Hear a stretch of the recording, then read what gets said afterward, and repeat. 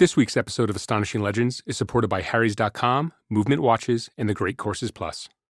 And we're back with the last part of this series on The Count, which has a few surprises in it, let me tell you.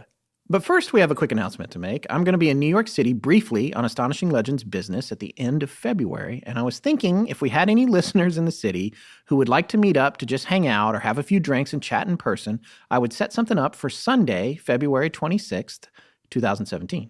Sunday, because everyone wants to have a few drinks on Sunday night, start the work week off right. I know, it's the only day I can do. Give me a break. I'm only there a few nights. Yeah, you wouldn't want to miss out on this Algonquin round table. Well, I don't really know if it can be a round table with just one person. Good point. So anyway, I'm staying in Midtown and trying to sort out a good location for this, which doesn't have to be Midtown, because I know Midtown's kind of square. But first, I need to get an idea how many people might show up. What Scott's saying is that he doesn't want to drink his 2 sad beers by himself. And I say 2 because you order 1 beer for when you first sit down, and then you order a second one because you're giving it some time for people to show up, and then you close out when you realize no one's coming. So the 2 or 3 of you that might actually show up need to let them know that you're interested. Exactly. So if you live in New York City and you think you could make it to an informal meetup on February 26th of 2017 around 8 p.m., send us an email at astonishinglegends@gmail.com. But please be sure and type New York in the subject line so we don't miss it in the inbox. And again, that's astonishinglegends@gmail.com. Cut to Scott having his 2 lonely beers and fade out. Wouldn't be the first time.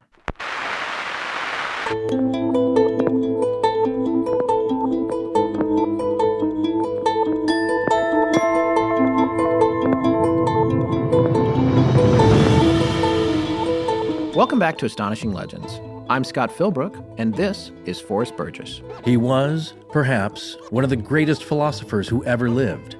The friend of humanity, wishing for money only that he might give to the poor. A friend to animals. His heart was concerned only with the happiness of others. Prince Charles of Hesse-Kassel, on the Count of Saint Germain from his book, Mémoires de mon temps. Join us tonight for the final part of our series on the Count of Saint Germain.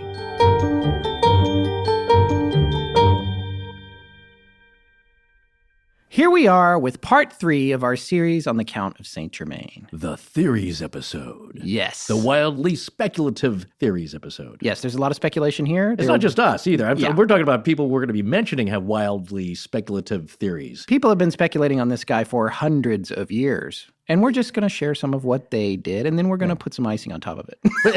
But that's why we thought it was a great topic, because how many people throughout history generate this kind of crazy buzz for centuries? Yeah. It's quite an accomplishment. A lot of the times it'll be a legend of great historical properties. Like if you go back way to Hermes Trismegistus, Yes. Thrice Great Hermes, they're not even sure if that guy was a allegorical god or an actual person. Right. Here, though, we at least know he's a real person. Yes. So we're starting there. Yes, we have documented, and we've said that in the first 2 parts of the series. We have music that was written by him. We have people that knew him, including royalty, politicians, all sorts of people knew him over the period of several, at least more than one normal person's lifetime. Right. A very long generation. But again, there's a lot of documentation on him. And it's even spurred a couple of nicknames for us, hasn't it? I don't know if that has, or our show has in general. These just came in from Tess. One of our listeners who participates in our subreddit came up with these nicknames for us, so I think we should try them on for size. Hi, I'm Scott Drill Down Philbrook. And I'm Forrest. The point I'm trying to make, Burgess. Yes, very nice. Yeah. Well, the point I'm trying to make is I'm going to stop trying to make points. When you do a show like this, it's very self-reflexive, and you see all your faults. It's like, yeah, you know what? My points are kind of thin anyway, so maybe I'll stop doing that. Well, no, I like it when you try to make points. Okay. And I like it when you drill down. There we go. Okay. Oh, I don't know about that one. Thank you, Prancing Pony 666, for those nicknames. We're going to talk about your Reddit username later. Yeah, Devil Brony, maybe. Okay. All right, so where were we? We should do a recap. Yeah, let's quickly sum up here just for the final phase. For people who maybe not are binging this, but are leaving an actual couple of weeks between listenings, which we totally find okay. So, yeah. That's the great thing about podcasts. They're on demand. Listen when you want. Put it down for a year and come back to it if you get sick of us. And absolutely. Do whatever you need to do. Anyway, so last week we had the honor of having a couple of great guests on the show, including Travis J. Dow from the History of Alchemy podcast, And we also had Jesse Desmond from findingcountsaintgermain.blogspot.com. And by the way, if you try to go there, Saint is abbreviated ST. We gratefully thank her for putting a mention of us on her website already. Yes, she did. And she has a lot more information than what we were able to include in the show. So it's a good place to head over there. And she sent us some other information that we're probably going to try and share on the website. Speaking of which, hopefully our new website will be, I'm going to take kind of a final look at it this weekend. And we're going to do some final passes, make sure everything's working. And which it won't be, but I want to make it clear, it's not going to be working entirely right when we launch it, but we need to get it out of the gate. So few things do these days. But the great thing about Jesse's site, being an aggregate information site, is that it's a great place to start. She's really spent a lot of time culling all these disparate elements together, and it's very enjoyable. And she's also quite an expert on Vlad Dracul III. She has a lot of information about him that we did not share.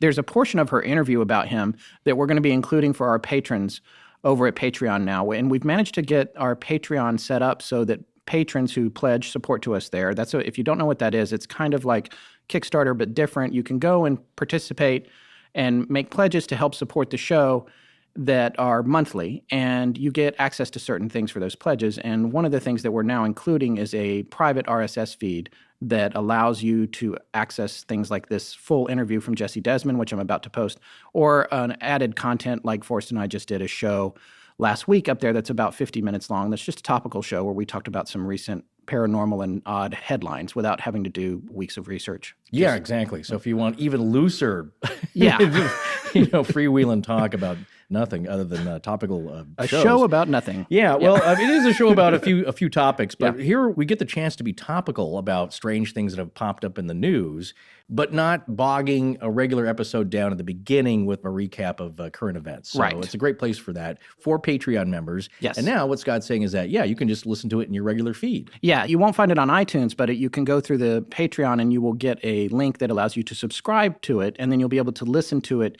in whatever podcast aggregator you have. It'll pop up there, and if we do a new show, you'll just see it there if you're a patron. You get a special private link, a specific one for each user, which is how they manage the security on that. All right, so getting back to the show from last week, when we had Travis on that we were talking about from the history of alchemy, he spent some time talking about the Count's reputation, both in the past, during his lifetime, and after he died. And he also talked a little bit about alchemy because he has an expertise on that. And then Jesse talked about his long and varied history, as well as evidence of his possible immortality, his multiple identities, and various potential years of birth and death.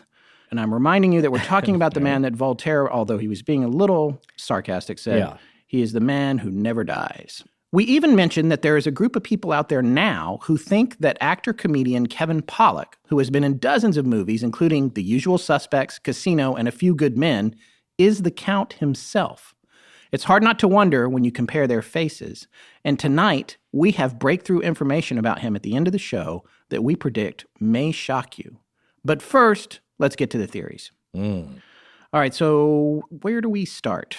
So we're going to talk about the Count as if he might be immortal. That's always the fun one, okay? Yeah. The not so fun but factually historical stuff, sure, we're going to mention that. But let's now take the road that he may be thousands of years old. Yes. We'll touch on parts like he might be a time traveler, so then he could be having a normal lifespan, but just bouncing around, visiting different time periods. But for right now, we're going to go to Thomas Sleeman's book, where he first introduces the Count as possibly the Wandering Jew. Yes, and we'd like to thank Thomas Sleeman for giving us permission to read directly from his book, which he did via Jesse, who is friends with him on Twitter. And we're following him as well now. We'll include his Twitter handle in the show notes. But this particular book, he's written many, many, many books. But this one is called Strange But True, Mysterious and Bizarre People. It was originally published in 1998. A brief little overview of it. Strange But True contains 62 stories of phenomena that have completely defied conventional explanation. That's from inside the jacket cover. It's got a lot of really great chapters in it. I think it's something that our listeners would enjoy. But I'm just going to read this section here, and you're going to hear actual book noises. This is not sound design. Not, right. No. A book is a thing that you hold in your hand. It has pieces of paper with words on it. And when you turn the pages, it makes noise. Yes. All right. So here we go. The Count of Saint Germain, the real Doctor Who. This is the name of the very first chapter in the book. When the English soldiers returned from the Holy Land after the Third Crusade came to a disastrous end in the 12th century, they brought back with them many fabulous tales of the mysterious Orient. One particular story they often told was of a man known in the East as the Wandering Jew. The story went as follows. In the judgment hall of Pontius Pilate, there was a Jewish doorkeeper named Cartaphilus, who had actually been present at the trial of Jesus of Nazareth. When Christ was dragging his cross through the streets on the way to Calvary, he halted for a moment to rest, and at this point, Cartaphilus stepped out from the large crowd lining the route and told Jesus to hurry up. Jesus looked at Cartaphilus and said, quote, "I will go now, but thou shalt wait until I return." End quote. The Roman soldiers escorting Christ to the crucifixion site pushed Cartaphilus back into the crowd, and Jesus continued on his way. Cartaphilus had no idea what Jesus meant until many years later he realized that all his friends were gradually dying of old age, while he had not aged at all. The doorkeeper remembered Christ's words and shuddered. He would wander the earth without aging until Christ's second coming. This tale was dismissed by the religious authorities of the day as an apocryphal yarn, and the legend of the Wandering Jew was later interpreted by the Christians as an allegorical story, symbolizing the global wanderings and persecutions of the Jewish race because of their refusal to accept Jesus as the long-awaited Messiah. The tale gradually passed into European folklore and joined the other fairy tales of the Middle Ages. Then, in the 13th century, a number of travelers returning to England from the continent spoke of meeting or hearing of a strange blasphemous man who claimed he had been around when Christ was on earth. These curious reports were later strengthened in 1228 when an Armenian archbishop visited St. Albans. The archbishop told his astonished audience that he had recently dined with an unusual man who confessed to being Cartaphilus, the man who mocked Christ. Many more encounters with Cartaphilus were reported in the following centuries, and each meeting seemed to occur nearer and nearer to Western Europe. Then one day in 1740, a mysterious man dressed in black arrived in Paris. The gaudily dressed, fashion-conscious Parisians instantly noticed the sinister stranger and admired the dazzling collection of diamond rings on each of his fingers. The man in black also wore diamond-encrusted shoe buckles, a display of wealth that suggested he was an aristocrat. Yet nobody in Paris could identify him. From the Jewish cast of his handsome countenance, some of the superstitious citizens of Paris believed he was Cartaphilus, the Wandering Jew. The man of mystery later identified himself as the Count of Saint Germain, and he was quickly welcomed by the nobility into the fashionable circles of Parisian life. The chapter goes on to talk about the Count much further with a lot of information, some of which we've already shared with you. We encourage you to get Thomas Sleeman's book, Strange But True, if you want to read that, and dozens of other stories about equally fascinating people. So, Thomas Sleeman, his last name is S-L-E-M-E-N, by the way. I thought it was Lehman, L-E-M, when Jesse first said it to me. Yeah. So there you have the story of the Wandering Jew in a very concise 2-page passage. Well, we wanted to... But that's an origin story that dates way back. Now, that's not the beginning of the timeline. Right. Because it is mentioned as a story that he tells the court about having the staff of Moses. So then that's much earlier. Yeah.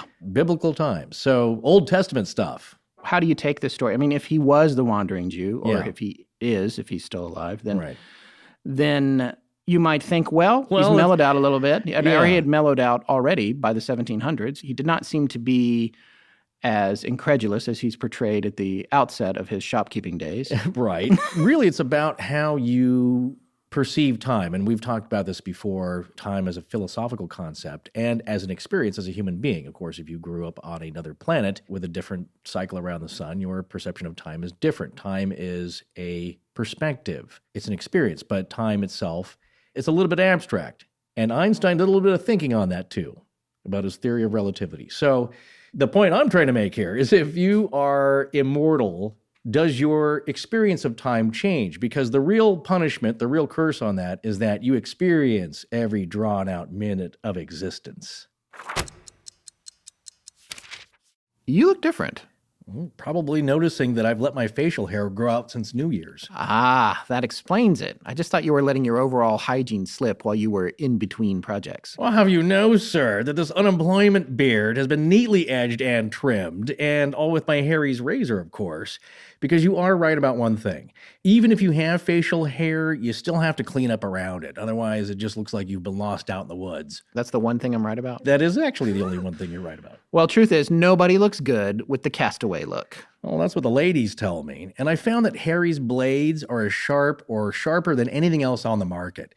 And not only are the handles cool looking, but they're just the right weight too, so you have proper control. Harry's 5 super sharp blades on a flexible head with a glide strip are exactly what you need for maximum closeness and an irritation-free shave. And their trimmer blade keeps a neat edge on whatever growth you're sporting. No kidding, because not only do I find a lot of other blades irritating, the fact that they charge you around $4 for a cartridge is especially irritating.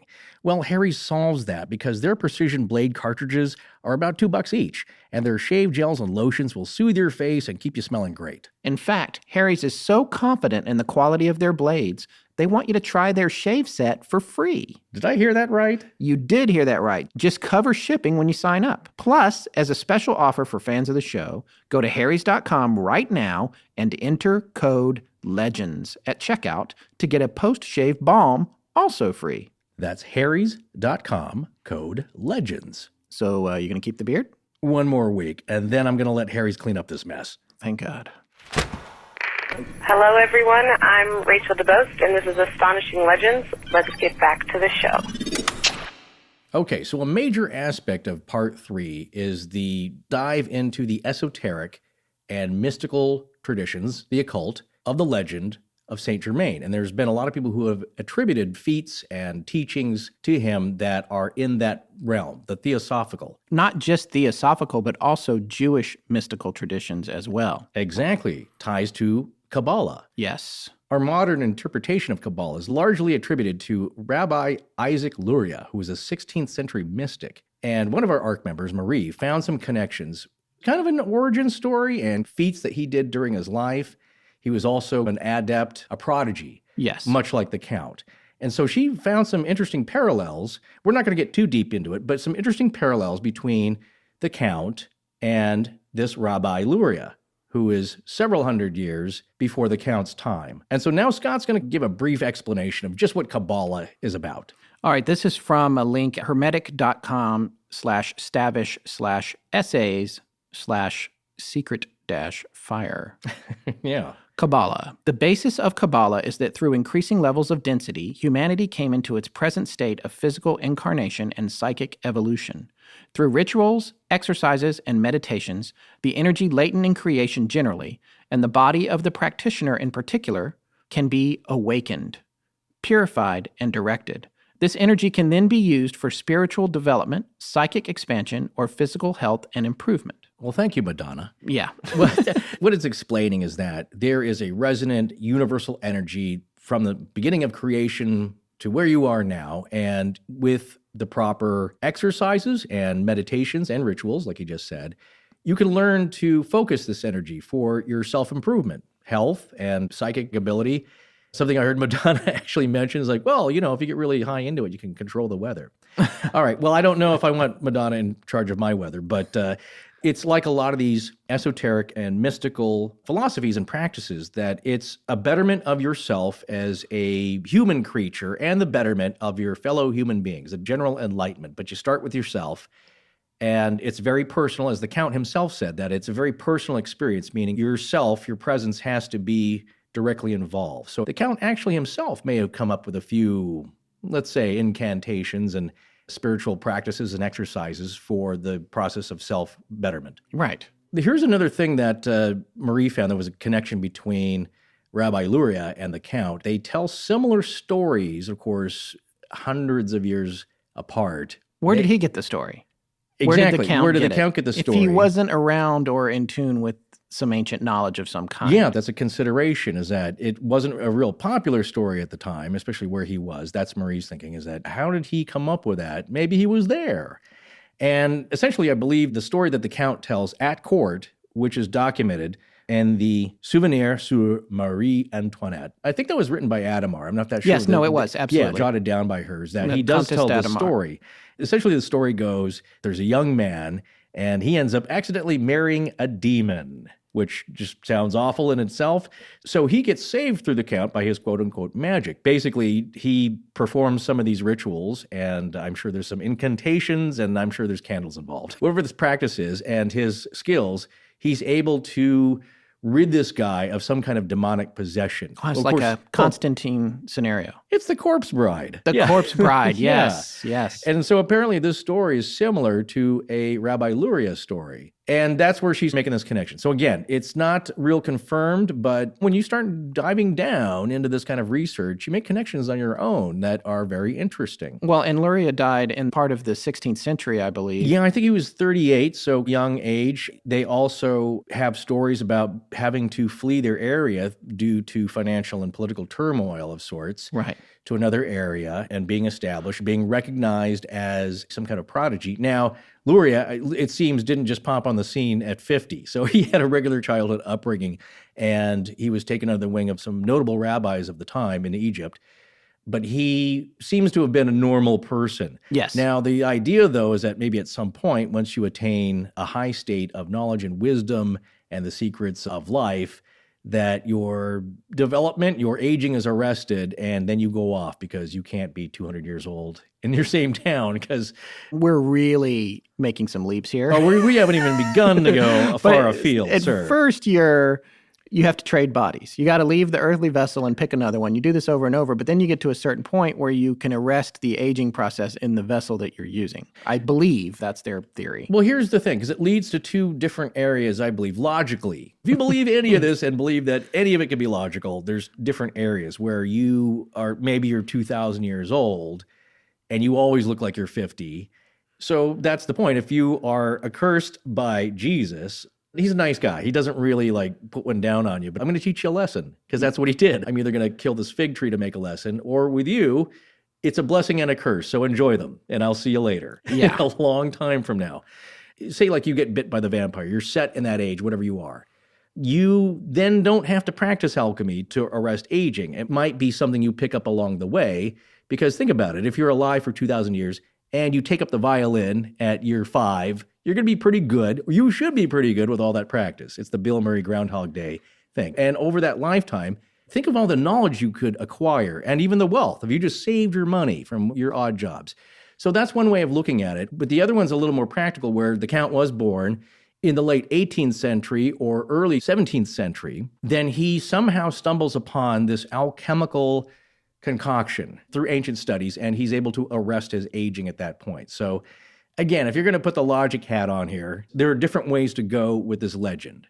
Yes. Depending on what you like to believe in. Before we move on to our next discussion, I did want to take one brief second to mention that the Kabbalistic Tree of Life, with the names of the Sephiroth and paths in Hebrew on it, is connected to Peter Amundsen's theories about the layout of the pits and the path to mercy. The path to mercy. Which is one of the emanations of God. Which takes us back to Oak Island, people. Everybody's making fun of me here for all my wild connections, but I notice things that pop up, and it's I don't know if it's directly connected. I don't know if Rabbi Luria is actually the Count, or it's a title, and somebody takes up the mantle every few generations of this great rabbi and all the knowledge, and then it's not like a Santa Claus. Yes. Guess what? You sign the clause, now you're Santa. Yeah. Until you fall off the roof and break your neck.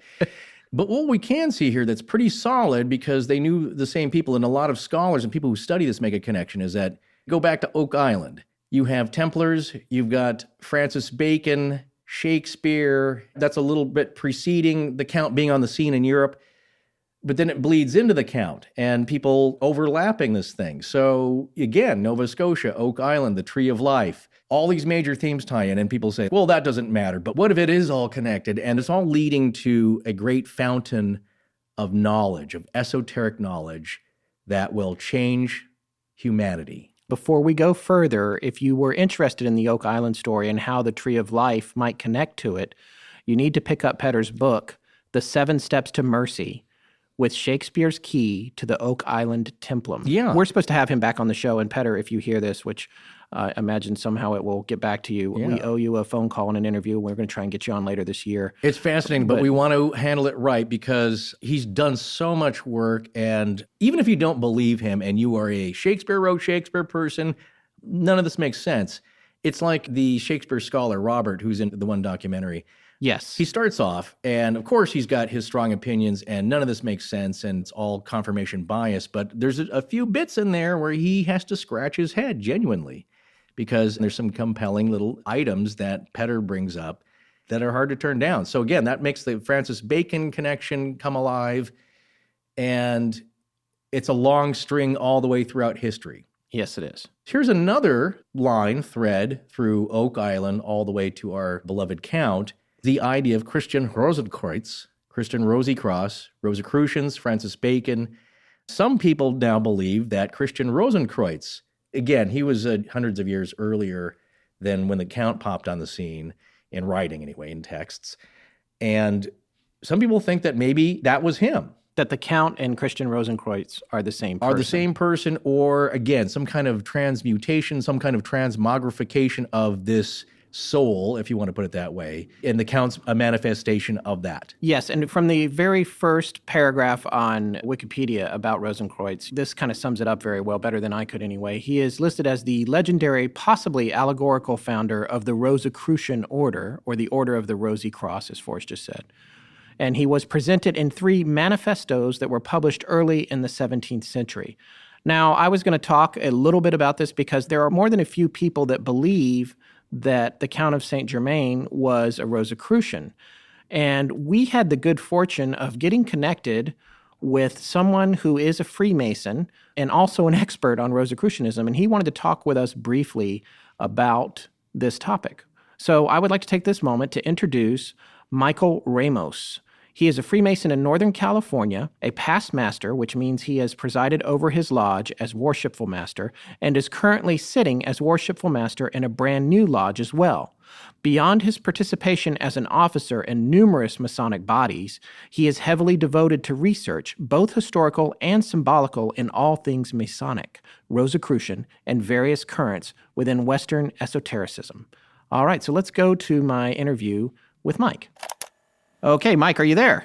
I'm here. All right. Thank you so much for taking the time to talk to us tonight. Really appreciate it. I just introduced you to our audience and kind of explained your background, which sounds very impressive, I have to admit. It's quite something. And I also noticed in some of our exchanges, you had mentioned that you are a 32nd degree Scottish Rite Mason as well? Yeah, I'm an active member at the Scottish Rite here in Northern California, one of the local, what we call valleys. Yes, I'm an active member there. It only goes to 33 degrees, right? Is that correct? The Scottish Rite goes to 33 degrees in America in this jurisdiction, which I'm in, which is called the Southern jurisdiction, which is actually the mother jurisdiction of the world. If you're a Master Mason, which means that you have taken the 3 degrees of what we call craft masonry, or some Masons call it Blue Lodge masonry.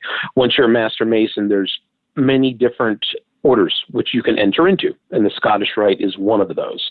So if you petition and are voted upon favorably, you would then go through a series of degrees in the Scottish Rite. Some areas in the United States will actually exemplify the 4th degree through the 32nd. In some, you get what are prerequisite degrees, which are actually 4 to 5 in total. So typically you would enter, and then you would receive the 4th, and the 14th, the 18th, and then either the 30th and the 32nd, or just the 32nd. The rest in between are communicated by name, which means that you would listen to a lecture about the degree and go through it in that sort of process. It's a little bit more of a back and forth hearing about them. But yes, long story short, I am a 32nd degree Mason. Is that particularly hard to achieve? Does it take a certain amount of time from when you first start with the organization? To the extent that you can talk about it, and I know there's things that you can't mention, but how does that work in terms of what kind of commitment you have to make to get to that point? In the Southern jurisdiction here in the United States, and there's also the Northern jurisdiction, and as far as I understand, they work the same way. If you petition and are voted upon favorably, you would receive the 4th through the 32nd, and this typically can happen. Some jurisdictions will exemplify all the degrees, so it could take a series of weeks to months in that sense, or it could take half a year, depending on how they want to divvy this up. But if you, as a Master Mason, apply and are voted upon favorably, you would just get to the 32nd degree, and it stops there.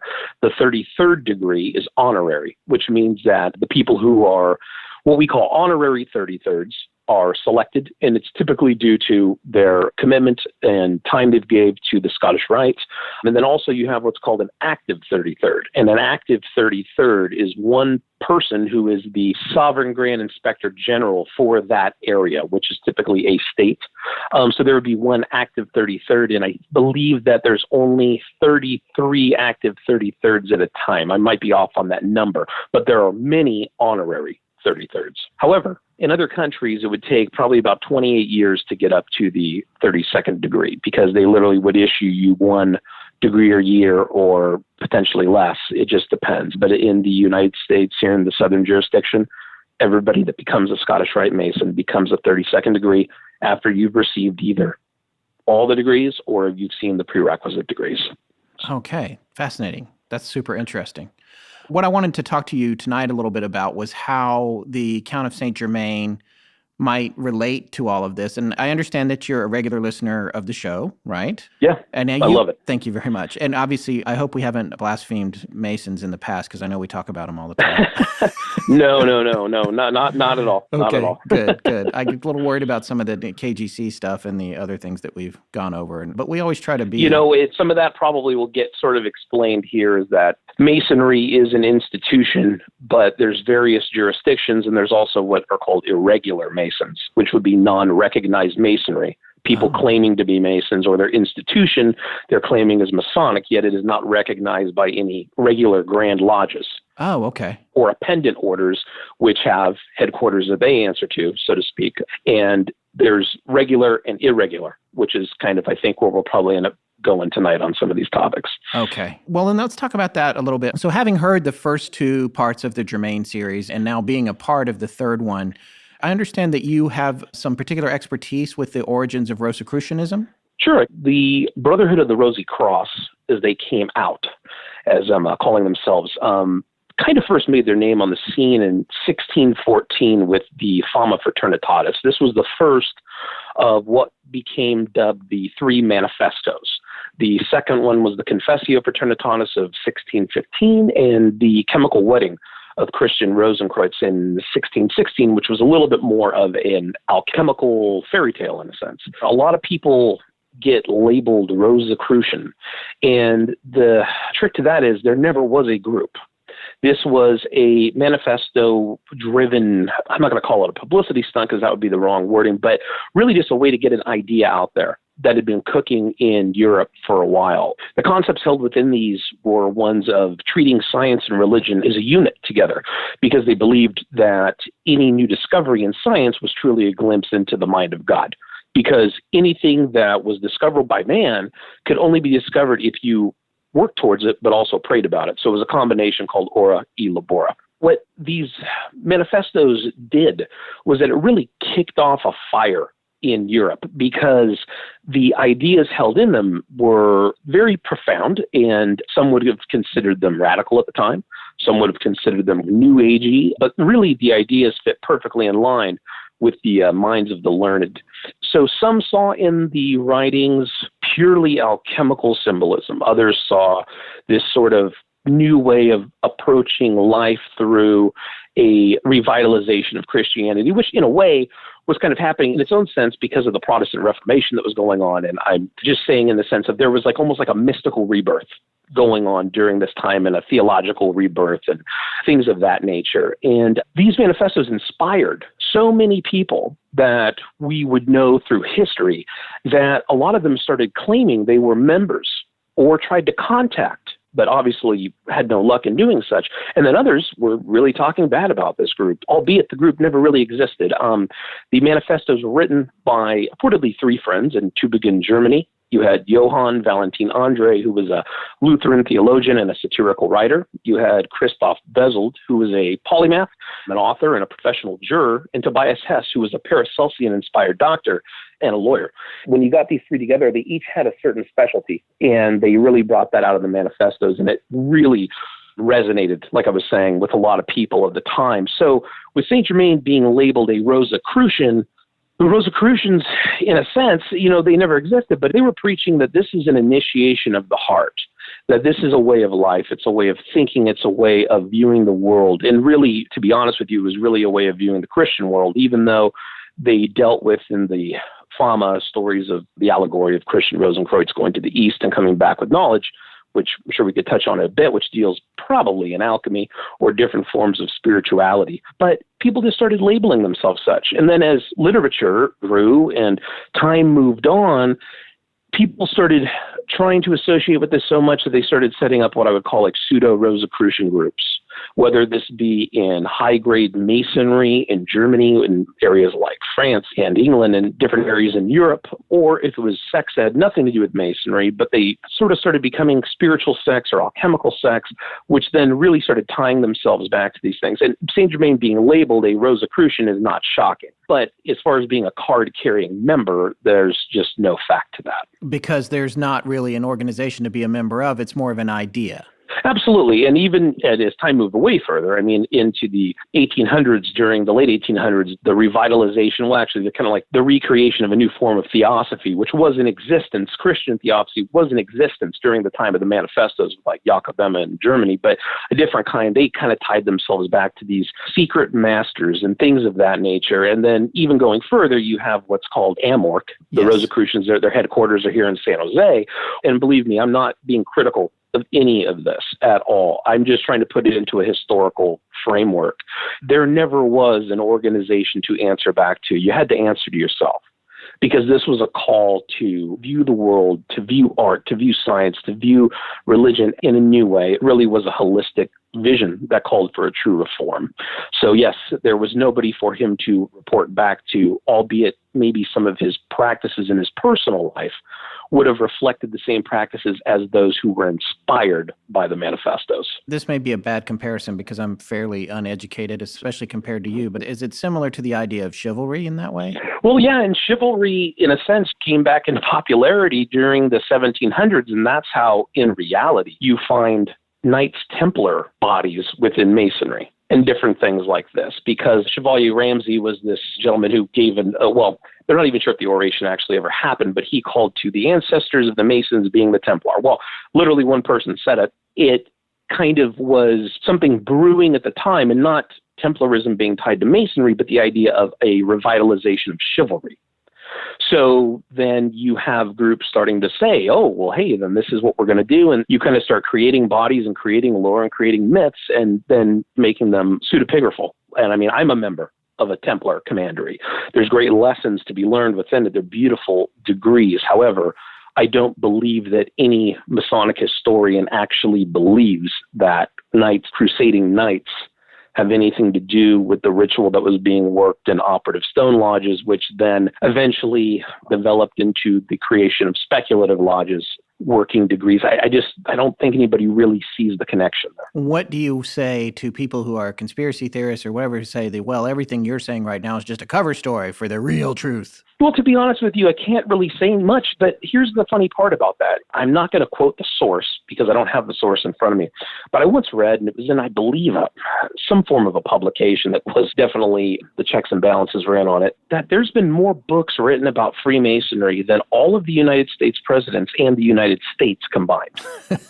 So the thing that's kind of interesting is that with that, you have a lot of bad information out there, or you have people who truly believe something because it's more faith-based, and it's not built in reality, but they're really pushing it because they feel it somehow. Now, my approach is obviously Masonry, any form of initiatic society. There's a lot of things in there that will tug at people's hearts and minds in different ways that are members. And for people who aren't members, because they view it as being exclusive or totally secretive, which it is secretive in some aspects. Especially here in the States, it's not exclusive. Any good man, there's certain prerequisites, but you can go to your local lodge, meet Masons, talk to them, and find out more about the institution. And all lodges have a different flavor. When people say that, oh, you're saying this because you can't say that, or you're really just selling a bunch of lies, believe me, I have better things to do with my time than to be spinning stories that aren't true. I'm genuinely interested in factual history about Masonry, the symbolic history, everything. And I would just say, well, you don't have to believe me, but, there's really good history books out there that are factual and fact-based and check that you could read, and maybe you'll start seeing things my way, I guess. Well, that's fascinating. And I personally am loving hearing this. And do you have anything more that you'd like to add about a possible relationship between the man who was theoretically the Count of Saint Germain and his ties to Masonry and Rosicrucianism? Or Sure. I have a friend who knows a great deal more about French Freemasonry than I do. However, I was not able to find what lodge the actual Count Saint Germain belonged to, which isn't odd because back then record keeping is not remotely close to what it was today. And also back then, and I'm not saying this was the Count situation, but you could have like a roaming Mason or something that then would just set up lodges and initiate people in one night, and then all of a sudden he has an entire lodge. The structure was very, very different. And I have heard that the Count was a Mason, but what lodge he belonged to, what rite it was, rite as in R-I-T-E, I don't know. Obviously, it was something in France, I would presume. I did hear in one of the past episodes, and I forgot who put this out there, but somebody found a document stating that Saint Germain and Cagliostro were at a Grand Lodge meeting. Yes, this was in something to that effect. 1785, the year after he supposedly died in Hesse Castle. The thing is, okay, let's say that he was present. Yes. Okay, well, something about Cagliostro was that Cagliostro was initiated into Masonry in the latter half of 18th century. I believe it was in the 1770s. And so he ended up creating what was called the Egyptian Rite, which was something very, very different. It was extraordinarily outwardly mystical, and I believe it worked 99 degrees. I'm not an expert on the Egyptian Rite, but I'm happy to recommend a book on it that I know is supposed to be excellent. So if they were at a Grand Lodge meeting, I'd be curious what Grand Lodge they were representing. Right. Secondly, just because people go to a Grand Lodge meeting, that doesn't necessarily mean that they're movers and shakers within the institution. For an example, I attend Grand Lodge once a year. I am not a Grand Lodge officer. I'm attending Master Mason. And the thing is, I'm not a mover and shaker in the institution. So, like the way I think I summed it up to you, I think in like the email was, that's kind of like saying, well, Cagliostro was at a Grand Lodge meeting, so he must have been something very prevalent. That's like saying, well, Mike went to McDonald's in 2016, so that makes Mike a prevalent mover and shaker in the fast food industry. The two don't tie in. And I don't believe there's enough information on what were they meeting about. Who else was present? It seems to me to be a little shaky. I'm not trying to knock whoever brought this up, but I'm looking at it from a very historic Masonic sense as to they very well could have said they were at a Grand Lodge meeting, but they could have made the Grand Lodge up that morning. So Cagliostro specifically has kind of a bad reputation, caught up in the affair of the necklace. We're actually going to talk about that later in the show. Okay. Do you know anything about him? Because there's some rumors that he was a disciple of the Count, or, maybe he was a bad seed. He was caught up. Well, my opinion of the Count, my opinion of Cagliostro, my opinion of Casanova, and the other people of that time period who kind of all somehow fit into the same vein is I think that they were characters of their time period. And what I mean by that is, from what I've read, I have to come to the conclusion that it was extraordinarily popular, and I hate to use that term, but to know a little bit about enough about everything, to be able to go into a place and sort of bedazzle people with your knowledge, kind of like a con man in like a sense. We're going to talk about that actually, because I had the same theory. And I mean, I'll keep my thoughts on that brief, but I'll just say, to me, they all kind of fall into the same camp. They're like these quasi-mystic, supposed alchemists. They really are like a product of their time period. They're sort of like, if they were alive today, they would be doing some form of like the Nigerian prince email scam. You know what I mean? Like to me, that's sort of like what it reminds me of a little bit. I mean, I hate to go that far because I don't want to offend anybody, but. Well, it's interesting. And one of the things as we like to do on the show is present every angle and every idea and let people draw their own conclusions. And we're actually, after your interview here, we are going to talk about the idea because that occurred to me as well. We're going to get in a little more depth on it. But it's also speculation, like everything is with the Count, because he's such a strange character and all these timelines and all that kind of stuff. Well, I think he's fascinating. Yeah. And to me, whether he's real or not, to me, he's a great character. And I was probably introduced to him the same way maybe you was watching Leonard Nimoy's In Search of. Sure. And that's how I was first introduced to the Count. Do you remember Claire Prophet? Oh, yes. That thought that she was like a reincarnation of, it was, Yeah, we're talking about hers. We actually have some sound clips that we're going to have later in the show from her, and it's a little odd. Mind you, I do believe it's possible to be a Rosicrucian today because I believe that an initiation of the heart, and the mind, it's not belonging to a club. I think when people start turning these things into literal figures, like Christian Rosenkreutz being an actual person, to me, that's a pure allegory. And it was not unlike the writings of the time, particularly when you're trying to put ideas out there, but you're not trying to place the blame on anybody. Sure. Because those manifestos were so strong that certain people were imprisoned for owning them and reading them. And then secondly, when the 30 Years' War kicked off, the Catholics made accusations about the Protestants at various points, saying that they were possessed by Rosicrucian witches. Yes. So it was a very hot topic. Okay. Well, I tell you what, Mike, a couple of things. One is we would be honored if you would be interested in joining the research course so that we could have somebody with your knowledge in there to help us out with future stories. Are you up for that? Absolutely.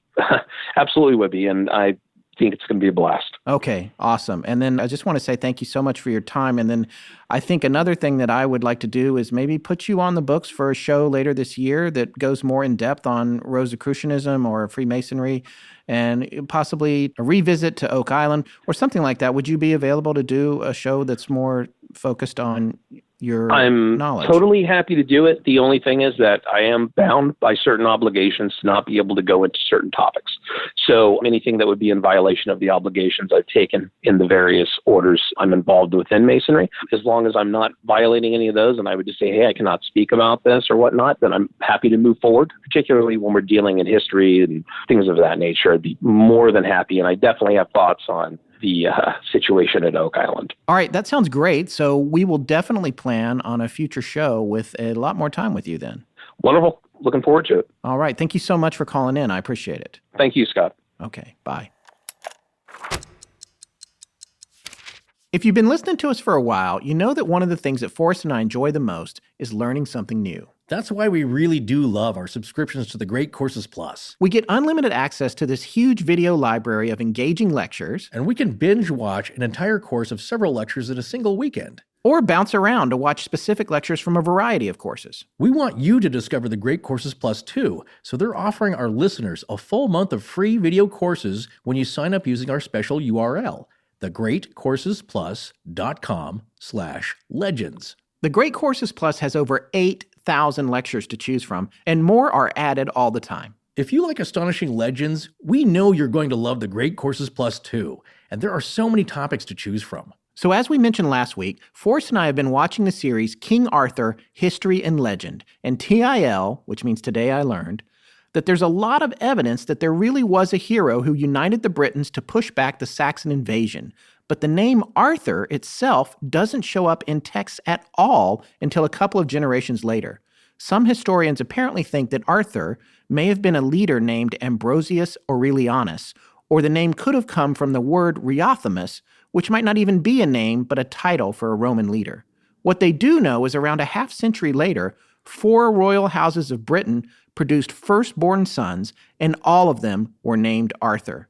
So, generations afterwards knew of an Arthur-like hero who was a legend in his own time and continues to be to this day. Wow, Arthur is a legend and a mystery. We love learning fascinating tidbits like this, and the great thing is that the learning goes where you do. Start watching on one mobile device and pick up where you left off on another. We think you're going to love the Great Courses Plus like we do, so here's how to start watching for a whole month for free, just by signing up through our special URL. Sign up today at thegreatcoursesplus.com/legends. That's thegreatcoursesplus.com/legends.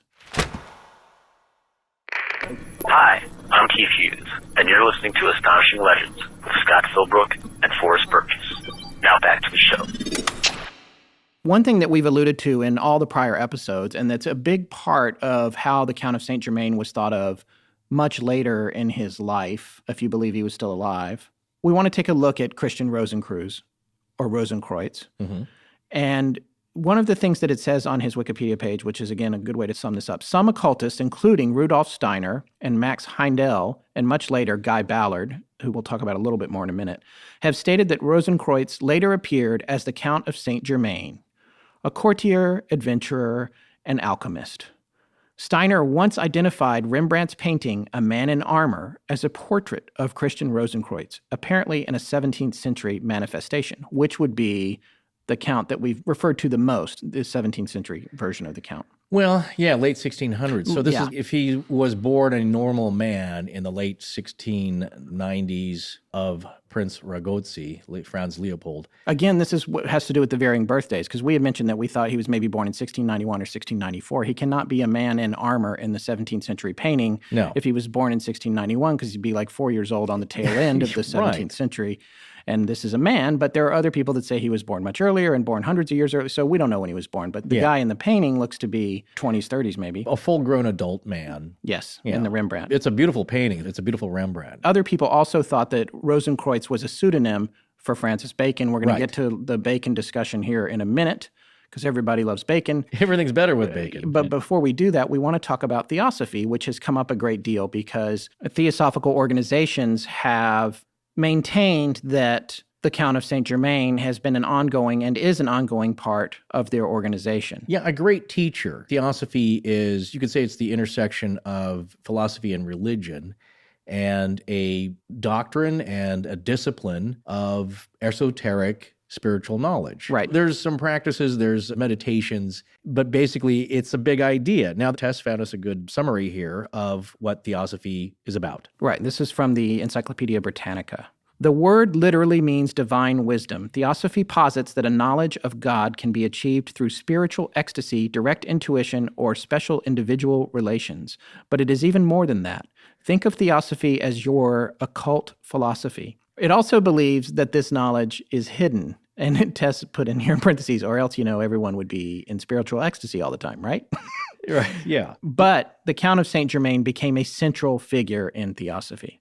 And it's also part of the movement of spiritualism in general, as we mentioned on other podcasts here, in the late 19th century with figures like Madame Blavatsky, Annie Besant. Her seminal work, The Secret Doctrine, she talks about other gurus like Guru Rinpoche or Padmasambhava. So these are other spiritual leaders and teachers that have come, as she claims, every so often at the end of every century, maybe you'll see somebody coming forth to disseminate knowledge to the world or further our enlightenment after a somewhat dark period. You can take this line and draw that to New Ageism and the Age of Aquarius, some real 70s kind of stuff. Yes. And again, at the end of the century, from the 70s on. You young folks won't know about that, but it's kind of a big hippie thing where it's peace, love, and understanding. My mom had the album. Oh, this is the dawning. Yeah. Well, there you go. No, so there Sorry. was... my son says I'm a horrible singer. Yeah, he might be right. Yeah. What she's claiming, and you kind of see this, things go cyclical in that after a while, there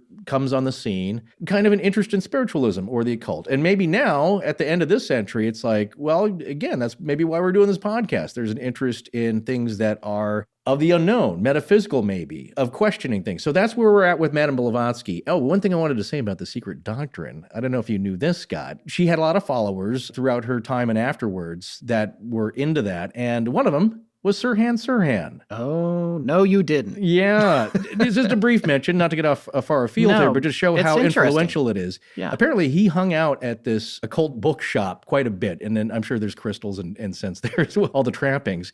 But he was one of those fans. He's like the guy that shows up at the hardware store and chews the fat, not actually buying anything, every day. But he always kept a copy of Madame Blavatsky's Secret Doctrine on him. And here's a little interesting bit. When he did his evil deed of shooting RFK, Robert F. Kennedy, he claims that he did not know where he was or what happened when they roused him. He was in a trance. So here's the story, is that somebody, some force, was getting him to initiate practices of scrying, which is fortune-telling, looking into a mirror. It's a form of hypnosis, that he was in some kind of a trance. And if you go to those kind of conspiracy theories, there was a woman there wearing a polka dot dress and a large wide-brimmed hat who was unknown, who moments before Sirhan pulls out the gun, touches him on the shoulder, which might be a trigger. I think we may have talked about this in our Polybius episode. It all ties in. The Polybius episode of being able to trigger actions and responses that are very deeply with hypnosis. This is Manchurian Candidate kind of stuff. Exactly. Which, by the way, that's an idea, but it's also a movie if you haven't seen it. And also, I want to clarify something, just for those of you that don't know, and Forrest has sort of stated it, but Sirhan is the man who shot Robert F. Kennedy at the Ambassador Hotel and assassinated him. In the kitchen, which we'd both talked about before, we saw the spot where he laid. Yes, the hotel's since been torn down, but it's here in Los Angeles. And of course, he could be making this all up, but when he shot him and then when they arrested him, of course, slapped him around, I'm sure, he woke up and said, what am I doing here? What happened? I don't know what I did. And still to this day claims that. And what's the first book he asked for when he got arrested and thrown in jail? Madame Blavatsky's The Secret Doctrine. Chew on that. Yeah, weird, wild, powerful stuff. The point I'm trying to make here is it's been very influential since she wrote it. Yeah. And a lot of people will say it's quackery, it's this and that, but a lot of people have found it interesting and have followed it. Here's the thing about thinking that these spiritual awakenings are coming, and I don't mean that sounded dismissive, but if you're expecting these spiritual awakenings to come along every now and then, that also puts you in the position of looking for these spiritual leaders. And so to a certain extent, they are constantly vetting candidates to be what they call ascended masters, or these great teachers who are reincarnations, which is not necessarily the perfect word for it, but reincarnations of these teachers from throughout history that never die, or maybe the bodies they're in die, but spiritually they never die. And they're put here to help humanity take the next step. They're a higher level being. In the end, they're very helpful. And one of the things that caused a split in the Theosophical circles was that Annie Besant, who was one of the early members, had identified a young Indian boy named Jita Krishnamurti, I think, as a possible messiah for them. And there was a split there with Rudolf Steiner, who we don't need to get into because you can really go 50 million different directions with all this and all these people. It's its own history. But they broke off and Theosophy split up as a result of that because he didn't believe that Jiddu Krishnamurti was a messiah. And Jiddu himself didn't either. But he still moved to Ojai in California, which is still considered kind of a spiritual retreat place, and was part of a whole thing there. And he and Besant stayed friends their whole lives. But he was just like, that's not me. I'm not the new guy. He still grew up to be a great philosopher. Right. And has since passed away. But there's an idea here that they believe that the Count of Saint Germain is an ascended master, which not only that, he's kind of the vanguard. He's the highest level. He's the man that they're putting at the top of this evolutionary scale of unkillable, all-knowing beings. Right. And the thing that's really interesting about that, and here's another thing I want to say, another high-level man in the Theosophical movement was Henry Steele Alcott. Mm-hmm. Henry's assistant was Isabel Cooper Oakley's husband, who wrote the book Le Comte de Saint Germain, or The Count of Saint Germain, which is most often cited as the primary source of information on him. So you have to think about the information that you're getting out of that book is coming from someone who is very closely tied to Theosophy. She was a Theosopher herself. Right. So although I find the book is presented very even-handedly, she cops to the parts where she's like, I believe this and this and this, but the data in the front, for the most part, seems to be very honest. Historically, it's backed up by things that all came along before Theosophy, and she presents them rather flatly. Good point. And that's why, as we said before, I was making that point, you have to be an adult here and put on your critical hat and your logic hat and your reason hat while still keeping an open mind. And also still keeping your tinfoil hat. Keep the tinfoil hat handy because it helps. It should be right there. Yeah. The wizard's hat, that's the apex of it, the point. That's where your astral soul resides. So that's why the wizards wore that, because it focuses your energy. You need a foil hat on top of that to believe that. So this is why Forrest is my co. He just this kind of data I just don't have. Means nothing. Yes, Where did you learn that? That was actually from a speed reading course. They told you when you focus, imagine the focus of your energy or your conscious, basically your concentration. It's like your chakra, right? It's like when you roll your eyes back to meditate, you're looking up at the top of your pointy hat. Yeah, that's why all these ideas are similar. Come on, all these themes that are similar, it's like somebody believing somebody's the Messiah, another group saying, no, he's not, but he's part of our group. Yes, but we don't believe. What does that sound like? So this is the bigger story here. It's like with the rabbi, Luria, it's the count. A rabbi, a count, and a messiah walk into a bar. Walk into a Theosophical Society meeting.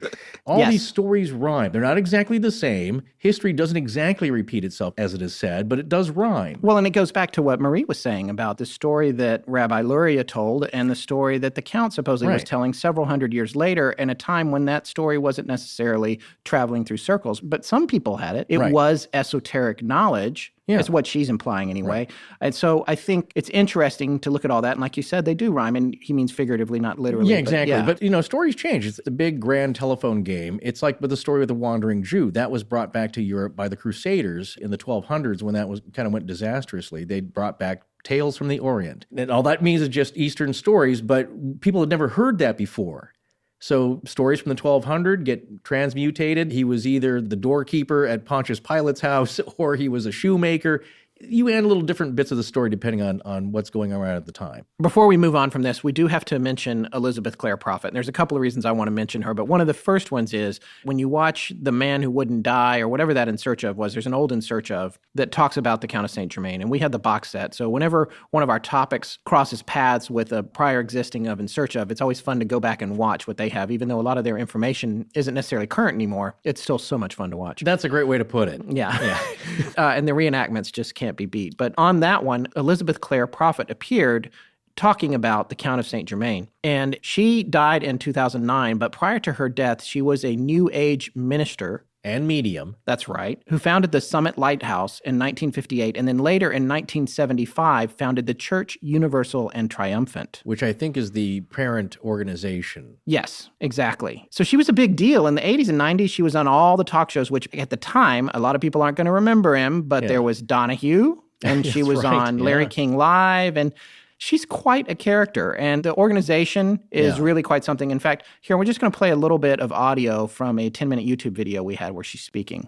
So this day, I had to be obedient to that because I had made the prayer and God had answered. So I could do nothing else but take the book off the shelf, open it up, and I saw the face of Saint Germain. And that face became alive and quickened by his presence. The spark went through my being. I leapt. I couldn't believe that I had found this master whom I recognized instantly. And I ran to show the picture to my mother, and I said, here is Saint Germain. I know him. I've got to find him. I know I have a mission that has to do with him.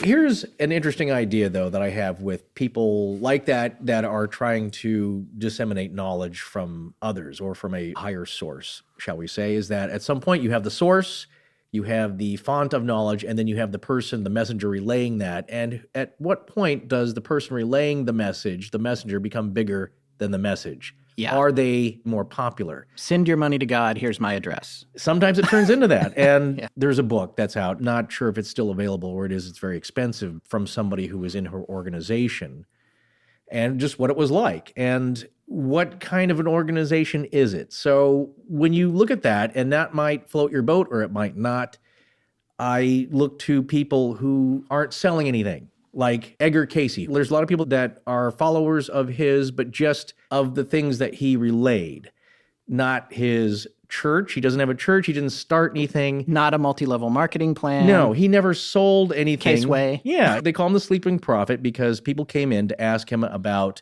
physical ailments, like, hey, I have this cough that doesn't go away. And he would say... But you have to explain why he was asleep. He would lay down on a couch. Yes, he would go into a trance and say all this stuff, which he couldn't remember when he was awake, right? What he said is he had no idea at the time that he was saying this stuff. And what's interesting is that... I know there's an In Search Of on him, too, because I remember him laying in a room talking. He had a secretary that would transcribe the whole thing. And this is in the 30s. And so there's one quote here that I found off of the Theosophy wiki page in Count of Saint Germain, and it lists the readings. So they numbered these readings. It was all very well documented. And this is what that group that you're saying that still follows him, they have just thousands and thousands of bound pages of his readings that they follow and teach. Yeah, the ARE. And again, it's Are they here in Los Angeles? No, they're based in Virginia Beach. But this is what I'm saying is that he's not an exalted person. He's kind of an interesting portal for this knowledge. But they weren't revering him as a cult of personality. That's the word I was getting to before. At what point does it become cult of personality? It's like the Indian young man you were talking about earlier, where he's like, hey, I'm not the dude. I got some wisdom. I collected some knowledge. Right, Jiddu Krishnamurti. Yeah, don't start worshiping me as some kind of deity, because I'm not that. Right. I tend to fall into that camp where somebody who has that self-realization and self-effacing nature you want to listen to more rather than somebody who's trying to sell you something. So, by the way, our new store will be up soon. We have t-shirts, hats. No. And Scott will be disseminating divine wisdom here at the end of the show, which you can purchase for an inflated price. Yes, or used to make your flowers grow. Exactly. But the point with Casey is that he did charge a very nominal, affordable fee just to keep going as a job. So he was a Southern Baptist, I believe, and he didn't believe a lot of the stuff he was saying himself during these trances. So here's a reading, though, from number 254-83. This was given on February 14th, 1935. Valentine's Day. Very nice. Somebody asked him if, while in trance, if the Count of Saint Germain was present, and Casey's reply was, when needed. And that's it. Again, he's also very terse because whatever, knowledge was going through him, and he claimed it was kind of a band of knowledge that encircled our existence. That's where he was pulling this knowledge from. Kind of terse. And so he only answered stuff usually very directly, but then he would throw in bits about the person's past life. That's fascinating, though. Can you read that again? Sorry. What did he say? Somebody asked him if the Count of Saint Germain was present, and Casey's reply was, when needed. When needed. So, you know what? It's not like, yes, and here it is, buy my book. It's an element where he is saying the guy exists, and he will weigh in if he has to with whatever he knows. I wouldn't mind talking to him right now. I'm a little at sea. The Count. Yeah. He might be able to clear up a few things, but you know what? If he was here alive, what we know from his accounts with people who knew him very well was that he was often mysterious with them. Yeah. So that's what I believe, too, is that he cannot tell them exactly what's going on, although he would like to. How do you think the food was in the Middle Ages? Not great. In fact, if the harvest didn't go well, even the kings ate poorly. They also didn't have much variety in their foods. Talk about a food desert. Too bad they didn't have Blue Apron. They could have received delicious gourmet meals delivered right to their doorstep, or I guess to the castle drawbridge. Well, there are a lot of households in the U.S. that can't get much variety because their local market doesn't carry it, and it's too far to go to a larger store all the time. So they kind of end up in what's called a food desert. But Blue Apron solves that problem because they can deliver to 99% of the continental U.S. and 99.5% of these food deserts. That is Blue Apron's mission, to make incredible home cooking accessible to everyone. And by sending exactly the right amount of fresh ingredients you need each week, there's no food waste. So it's efficient, sustainable, and affordable because the meals are under $10 per person. And Blue Apron's freshness guarantee promises that every ingredient in your delivery arrives ready to cook, or they'll make it right. Not only that, because the ingredients are so fresh, the meals are seasonal. You can choose from a variety of new recipes each week, or let Blue Apron pick for you. Recipes are not repeated within a year, so you won't be eating turnips for every meal like a medieval peasant.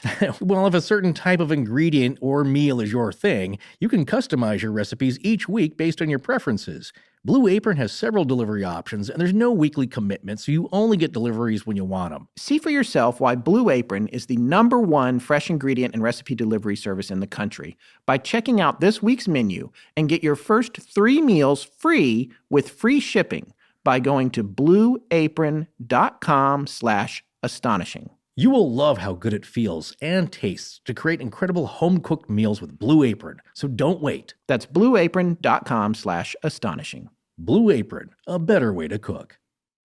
The following is a public service announcement. Approximately 70,000 adolescents and young adults between the ages of 15 and 39 are diagnosed with cancer each year in the United States. Cancer is the leading cause of disease-related death for this demographic. I'm sure we all know someone who's been diagnosed with cancer, but if that person is an adolescent or young adult, their care and advocacy faces specific challenges and barriers. Most treatment programs and government support are targeted at children or older adults, so this age bracket is largely on their own. They're not recognized as a specific population in the battle against cancer. Being an adolescent or starting out on your own as a young adult is bewildering and challenging enough, and having cancer on top of that can be overwhelming.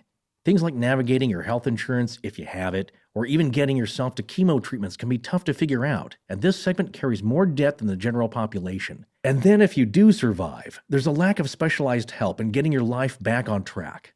But now there's a way you can help bring the right treatment and representation to this underserved age group, and that's by supporting Critical Mass, the Young Adult Cancer Alliance. Critical Mass brings the community together as an advocacy organization on a mission to transform the care and treatment of adolescents and young adults impacted by cancer. For more than a decade, they've brought together a diverse group of stakeholders, from patients to providers, advocates to industry leaders, who've all seen firsthand the devastation cancer can cause in the life of a young person. Here's a way everyone listening can make a difference. Text the word critical to the number 82623. Your support can directly impact the lives of adolescents and young adults with cancer. So tell your friends and family also to text critical to the number 82623. Once again, text the word critical, CRITICAL, to the number 82623 to join the movement today. Message and data rates may apply. Learn more at criticalmass.org. Critical Mass. It's time to transform the care and treatment of adolescents and young adults impacted by cancer. Thank you. Forrest and Scott, thank you for supporting their sponsors. Let's get back to the show. Before we move on, let's talk a little bit about alchemy. I know we already mentioned that, and we've talked about it in the prior episodes, but what we did not mention were his books, his written works. There are two books that are generally ascribed to the Count. The Most Holy Trinosophia, and for lack of a better word, the Triangle book, because it's shaped like a triangle. I know, the it sounds like are... something from Sesame Street. But this book is shaped like a triangle. In the back of it, there's an actual little triangle you can play. Yeah. Like kids. No, it's just triangular shaped, and that might be just a fun way to present the information of the time. Or it might be a message. Well, it definitely was a message. Yeah. Whether it is actually worthwhile knowledge, that's debatable by people. But there's two ideas about the two books. The Most Holy Trinosophia, they believe, if you were following the Count at all and you believe that he was a real guy with some real knowledge, then I think you believe that he wrote it.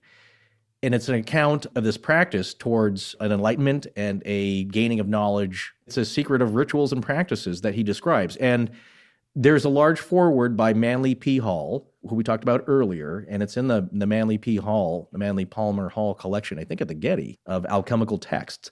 So what's that interesting... makes it legit.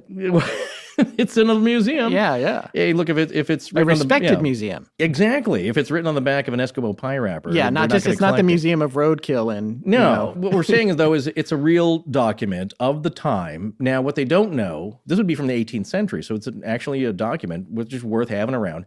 They're not sure that he actually wrote it because I don't know if there's any direct attribution. I'm not sure he signed it himself and said, I wrote this. However, they're pretty sure that he did have a copy always with him, that he was in possession of it. The other person that they think may have written it was Cagliostro. Yes. That may have written the document, and that's debatable. But I think he also had a copy. Cagliostro, we haven't talked about a whole lot. We can talk briefly about him now. Yeah. One of the things that some people say that he was mentored by the Count to a certain extent, and the Count had taught him some stuff, but he went on to become the problem child. He's not respected in history. By some folks, yeah. You know what? I believe he showed up also at the Great Lodge in Paris the year after the Count died. I think he signed in on the roster. Yes. Along with Mesmer. Yes. And I believe under the circles that people knew him, he was kind of a flamboyant guy. He was like the Count light. As far as just like an adept and learning some stuff, was very well written and was kind of a character, entertaining in that way. Well, and also he was caught up in a very important historical event that supposedly was part of what precipitated the French Revolution and the eventual beheading of Marie Antoinette, called the Affair of the Necklace, or the Affair of the Diamond Necklace, where she was accused of trying to defraud the crown jewelers by providing false stones, which he supposedly made. And this is the thing. He tried to do all the stuff the Count did, but apparently stank at it and just constantly got busted because of the Affair of the Necklace, which participated in the onset of the French Revolution. He was run out of France. Well, he got thrown in the Bastille. Yes, for 6 months, For 6 months, some amount of time. Now, this is the thing. He was acquitted. So it was like, well, we can't really prove anything, but we do like keeping you in a jail. So that's Cagliostro. He's an interesting character. If you want to look him up, we'll have links to him in the show notes. Yeah, I'm not totally certain that he's a total quack. After his death, or the day of his death, he was excoriated by some writers at the time or afterwards. And that set the tone of how we remembered him, unfortunately. He was like a very good forger. He could duplicate a letter from Casanova that Casanova could not tell that was his own handwriting or not. Right. Again, a writing trick like the Count. So maybe he was trying to do these things that the Count could do. He just, like you said, he just wasn't very good at it. Yeah, the Count, so according to the Graffer brothers, who we mentioned in earlier episodes of this series, the Count could write with both hands identically, so precisely that you could hold the two sheets of paper up together to the window for light at the light. It exactly matched. And it was like a photocopy. So that's a pretty good trick. That's a right brain, left brain kind of a stunt there, and a good party trick. Yeah, but over several hundred years, maybe not too hard to learn. We'll see how you do. Start picking it up, and I'll check back with you in a month. Yeah. So there's an introduction into the Most Holy Trino Sophia that we had a friend of the show, Jordan Bonaparte from the Nighttime Podcast. His friend, Dan Surratt, did a little translation for us. Now, it doesn't make total sense because, again, this is very esoteric, philosophical poetry, you could say, or prose. And also old-timey French. It is old-timey French. Yeah. So I'm going to read it here. We'll tell you what we think it means. This is in the opening of the Most Holy Trino Sophia. Yeah, it's kind of an introduction. Now, which we're not even sure that he wrote, but everyone thinks he wrote, and he had a copy with him. They can't make a direct attribution, but everybody believes that he did write it, and it does sound like the Count. And if you get the book, Manly P. Hall writes a great deal about it. That in itself is very interesting because he writes a great deal about it as kind of a very long introduction. Yes. And there's a story that's allegorical that follows, and it's in French, and there's a side-by-side English translation. So, interesting book. But here is the passage that is in French that was translated. As a curious scrutineer of nature, I understood, and this is in parentheses, from the Big Bang Theory or similar, or the forming of the great everything, close parentheses, the principle and the end. I saw the gold in power at the bottom of his river. I took his matter and surprised his, parentheses, either bread or passion or action, I would explain by which art the spirit at a mother's side makes its home, brings her, and how a fruit seed put against a grain of wheat, under the humid dust, one plant and the other vine, are the bread and the wine. Nothing was, God willing, nothing becomes something. I doubted this. I was searching on what the universe rests. Nothing was holding the balance and served as support. At last, with the weight of praise and blame, I weighed the eternal. It was calling my spirit. I was dying. I adored. I did not know anything anymore. The Comte de Saint Germain.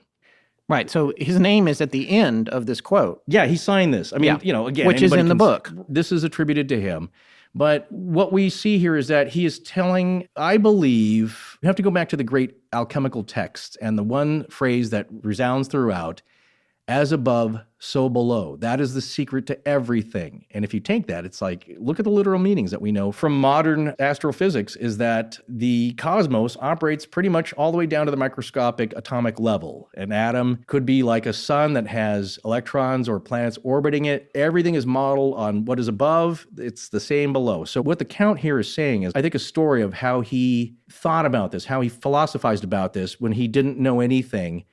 He was pondering the great mysteries of the universe and how things kind of match up. All right, let's talk about the Triangle book a little bit before we move on from this. That book is fascinating to me because it's a bunch of symbols, and I mean, it's like the Voynich manuscript. People don't really know what it means, right? And the most aside from the fact that it's shaped like a triangle, which, by the way, we found a website where you could buy them, like a leather-bound version of it for $250. They're sold out. Hey, well, they made like 300 of them, and they sold out. People are interested in it. They know about it. And yes, what a great mystical coffee table book it would make. Now, the Most Holy Trino Sophia does have a lot of symbology in it. There are drawings that they believe that he made of the rituals and practices and the symbols that are used, but there's also text that he wrote with it. Now, this book, the Count's Triangle book, is mostly all symbols. There is a little bit of Latin that's at the beginning, and I just ran that through a rough Google Latin translation from the website. They're off a little bit. The tenses are kind of off, but this is kind of what it translates to. The gift of wisdom, Count Saint Germain, that the world ran through. So what this tells me that the Count signed here is that this is the gift of wisdom of how the world runs. It's basically all pages of very interesting symbols that, to me and to others that have seen it, look like Solomonic magic, and that is the magic of King Solomon. So, again, where does that come from?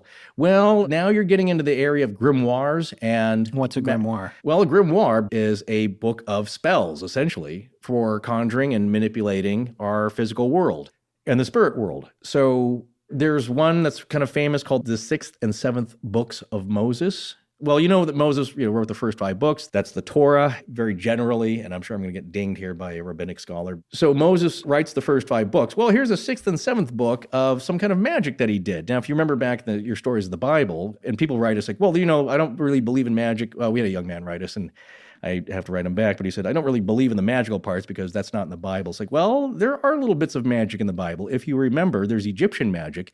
Moses and Aaron go to the Pharaoh, and they both have their staffs and are demanding to let our people go. And he talks about the great one true God that Moses and Aaron are talking about. And the Pharaoh says, hey, well, we got our gods. I got my magicians. They can do some pretty far out stuff. The magician throws down his staff. That turns into a snake.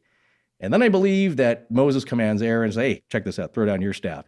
He throws down his staff, Aaron's staff, and that turns into a larger snake, and it eats the Pharaoh's magician's snake.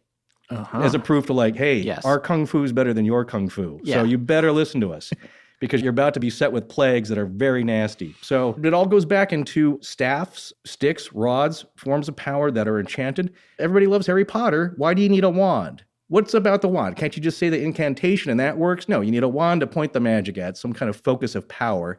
It's like with divining, you need an instrument. So anyway, Triangle Book is a very interesting collection of these symbols. Nobody that's, well, you know what? If you know what it is, I'm going to guess you're not telling anybody because you've unlocked some secrets of magical earth. Well, let's move on then to what it might be, getting back down to the roots of alchemy. There was a listener who wrote to us just a few days ago. Her name is Linnea Homrick, and here's what she wrote in. I know you don't often have time to respond, and I don't really expect one, but I might have a bit of insight on the powder drink Saint Germain has, which we had mentioned in earlier episodes. If no one in the ARC has come up with this yet, I've been trying to get my dad into the podcast since it's right up his alley. He was not familiar with the Count, so I started telling him about some of the things he could do and how he was dabbling in alchemy. I mentioned the powder drink, and he told me matter-of-factly that it was gold powder or grounded gold dust. He doesn't remember what show he heard that from, but then showed me a link to a bottle of it to buy. On Amazon, it cures ailments, improves brain functionality, and promotes longevity, although probably not hundreds of years. Well, Linnea, it's interesting that you bring that up because my dad told me about that years and years ago because he was reading some of the books of Lawrence Gardner. What you're talking about here is often referred to as, yes, white powder gold or monatomic gold or monoatomic gold. Now, I put this to our resident chemist, Chris Cogswell, to take a gander at the website, one of the many that are on the web. How does this suss up to you? And so he had some comments about that. But basically, that's the powder. And here's the very loose, unsubstantiated, did not read too much into it, kind of answer about what white powder gold is. If you take the element of gold in and of itself and you superheat it with some kind of mechanical means, or I believe the ancients were using maybe lightning, to really supercharge and superheat this gold, it eventually turns into a white powder. So it is kind of changed atomically. This resulting white powder can be ingested, and it does something where it basically frees up your atoms and your molecules to function so much better like you were when you were just a baby. So when you're fresh and new, not old and tired and craggy and worn out. And that is the youthful property that it has. But the atomic particles could levitate, do all these kind of crazy things. And if you go way back to the legend that even King Solomon knew of this. So again, we're getting back to the 6th and 7th books of Moses. And also might be buried just off the coast of Oak Island. That is another idea. In a black tube like the one Spock was in. That moves around with the tides. That was one of my favorite stories. You know what? If you haven't heard the Oak Island series, go back and revisit. Well, this will tie in. If you have 3 days. This will tie into that. The story is that it was known by the ancient Egyptians, and they call it what is it? Or like the ancient Jews, like manna, which translate as what is it? So this was an elixir of life. And we've talked about that before. So again, Solomonic magic, the magic of King Solomon, which one legend goes was left in a grimoire, a book left under his throne by the devil. Like, hey, you like magic? Check this out, buddy. You're not going to hear about this from your guys. And that's how it came to be, but Solomon practiced magic, and that's the great lineage of that knowledge tradition. So here's one of the websites called grail.co.uk, British website, graal.co.uk. I'm not sure if this is part of the Lawrence Gardner Foundation or whatever. He passed away. He was an author and researcher and alternative historian. Of course, regular historians would probably call him a pseudo-historian and a pseudo-scientific researcher. But he's written some influential books in this area. Bloodline of the Holy Grail, Genesis of the Grail Kings, Lost Secrets of the Sacred Ark, The Magdalene Legacy, The Shadow of Solomon, and The Grail Enigma. He passed away in 2010, but we do have his book. So he was the one who locked on to this idea of there might be some kind of substance that the royal kings were taking to prolong life. Again, going back to what Tess was digging up in the Sumerian king list of these guys living crazy long lifespans. Maybe there was something they were actually taking along with the time and the earth being different and the foods they were eating. And what were you telling me the other day about Benjamin Franklin in relation to this? Oh, here's a fun one. We do know that the Count and Ben Franklin knew of each other. Yes. There's at least one letter. There's a letter exchanged between them. So here's a crazy theory. Remember Ben Franklin and his kite with the key, and he's doing his experiments in electricity? Well, maybe from knowledge from the Count, he was trying to create his own monatomic gold, his own white powder gold, because you need a high heat source to kind of zap the gold to get it to transmute, which again goes back to alchemy, because one theory is that you're not taking lead into gold. That's what everybody locks onto because that's the fantasy. Oh, I could take ordinary ugly lead and turn this into gold. Well, that sounds fantastic. Now I'm interested in this, but I know it can't be done.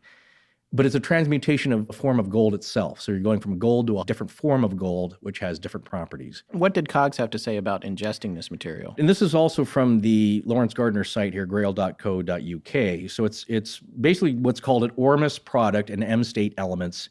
And kind of the idea is that it's derived from gold or platinum group metals.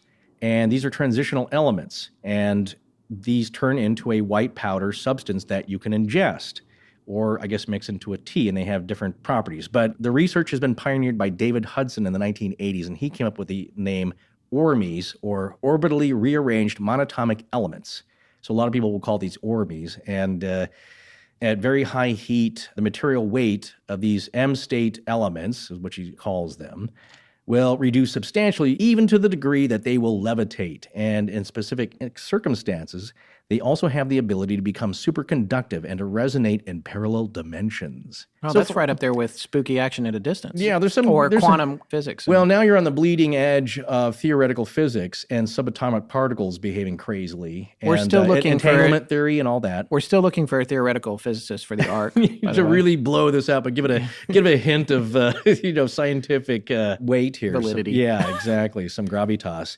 So, of course, Chris Cogswell, our resident chemist, and I think he's still doing papers. I don't know. He's still working on that and still toiling away. But he kind of took a look at this, and he said he loves to dig down into this stuff. And, of course, he had some counter theory, shall we say, based in modern science. And not to get too into it, because I really enjoyed the explanation that he gave me, but it's probably a little much for this audience right now while you're doing your ironing or you're driving to work. You shouldn't be wrapping your head around this fence post here.